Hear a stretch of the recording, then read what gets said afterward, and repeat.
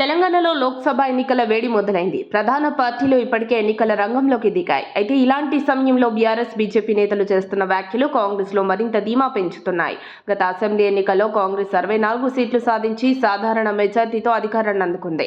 దీనినే టార్గెట్ చేసి విపక్ష నేతలు కామెంట్స్ చేస్తున్నారు. రేవంత్ ప్రభుత్వం కూలిపోతుందంటూ బీఆర్ఎస్, బీజేపీ నేతలు చేస్తున్న ప్రకటనలను కాంగ్రెస్ అడ్వాంటేజ్గా తీసుకుంటోంది. ప్రభుత్వం నిలబడాలంటే కాంగ్రెస్కు ఓటేయాలన్నట్లుగా సందేశం ప్రజల్లోకి పంపుతోంది. లోక్సభ ఎన్నికల్లో క్లీన్ స్వీప్కు విపక్షాలు ఒక రకంగా హస్తానికి మంచి అస్త్రం ఇచ్చినట్లయింది.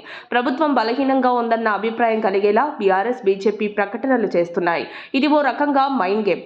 కాంగ్రెస్ పార్టీలో కొందరు ఎమ్మెల్యేలు కేసీఆర్తో టచ్లో ఉన్నారని, కాంగ్రెస్ ప్రభుత్వాన్ని కేసీఆర్ కూలుస్తారని బీజేపీ నేతలు కూడా చెబుతున్నారు.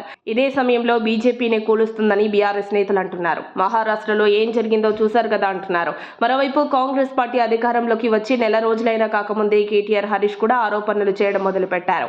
వాస్తవానికి కొత్తగా ఏర్పడిన ప్రభుత్వానికి కాస్త సమయం ఇవ్వాలనేది విపక్ష నేతలకి తెలియని విషయం కాదు. కానీ లోక్సభ ఎన్నికలు ముంచుకొస్తున్న తరుణంలో అధికార పార్టీపై ఆరోపణలు గుప్పిస్తున్నారు.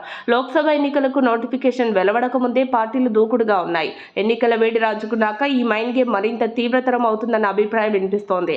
రెండు పార్టీల మైండ్ గేమ్తో రేవంత్ రెడ్డి కూడా క్లారిటీగా ఉన్నారు. ఆయన చాలా క్లియర్గా చెప్పాల్సింది ఇప్పటికే చెప్తున్నారు. కేసీఆర్ 2 సార్లు కాంగ్రెస్ ఎమ్మెల్యేలందరినీ చేర్చుకున్నారని, అయినా ఓడిపోయారని గుర్తు చేశారు. తాము ఎవరిని తీసుకోవాలనుకోవడం లేదని, కానీ బీఆర్ఎస్ లేదా బీజేపీ ప్రయత్నం చేస్తే మాత్రం తానేంటో చూపిస్తానని అంటున్నారు.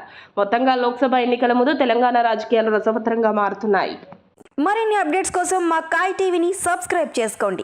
మా వీడియో కనుక మీకు నచ్చినట్లయితే లైక్ చేయండి, షేర్ చేయండి. మీ విలువైన అభిప్రాయాలను కామెంట్ బాక్స్లో తెలియజేయండి.